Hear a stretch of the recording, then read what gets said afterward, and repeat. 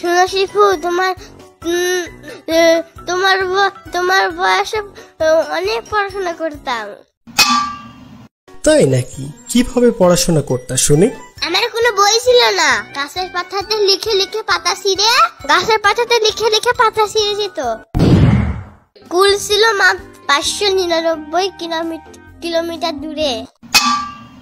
তাহলে যেতে যেতে কত সময় লাগতো? যেতে যেতে 2 দিন লেগে যেত। আর আসতে? 5 দিন লেগে যেত। কেন আসতে দেরি হতো কেন? কারণ আসার সময় পথে বড় নদী পড়তো, ওইটা সাঁতার কেটে কেটে আসতে হতো। কিন্তু তুমি তো সাঁতার জানো না। ওই সময় শুধু আমি সাঁতার না, আকাশে উঠতেও পারতাম। তোমার কি তাহলে ডানা ছিল?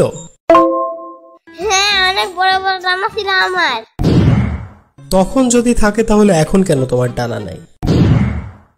একদিন আমি আকাশে ডানা মিলে উড়ে যাচ্ছিলাম। আচ্ছা আচ্ছা, তারপর? পথের মধ্যে হঠাৎ একটা ডাকাত পাখির দল আমাকে ধরলো। আচ্ছা, তারপর? ধরে বললো, কাছে দাঁড়া, সব দিয়ে যা, না হলে তোর ডানা কেটে ফেলবো। আচ্ছা, তারপরে তুমি কি বললা? আমি বললাম, আমার কাছে ভালোবাসা ছাড়া দেওয়ার মতো কিছুই নেই। তারপর থেকে আমার ডানা নেই। এই কথা তো আমি আগে শুনি নাই। তুমি শুনবা কিভাবে? তুমি তো একটা কাণ্ড। কাণ্ড মানে আবার কি? মূর্খ যদি হয় তাহলে কাণ্ড কেন হবে না? কান কি দোষ করলো? সব সময় মুখে কেন কথা হবে? ও আচ্ছা, এই ব্যাপার।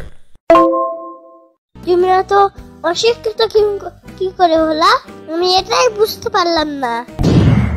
আমার বংশে তো সবাই শিক্ষিত, আর আমি তাদের লিডার। তুমি তার মধ্য থেকে এত অশিক্ষিত হয়েছ। একটা জ্ঞানী মানুষের সাথে কিভাবে কথা বলতে হয় জানো না? বাড়িতে গিয়ে তোমায় কিছু শেখাই না? অত ব্রো কোথাকার। আরে ওইটা অধব্র না, ওইটা অভদ্র হবে। আচ্ছা যাই হোক, তুমি এত জ্ঞানী ছিল আগে? আমি সেই সময় ঈশ্বর চন্দ্র বিদ্যা পুষ্কিছিলাম। এখন আস্তে আস্তে বয়স বাড়ার সাথে সাথে আমার ব্রেন কমে গেছে। তুমি এতদিন পর্যন্ত বেঁচে আছো কিভাবে? এটা ডিজিটাল ভার্সন, তুমি বুঝবো না, তুমি তো মুখর।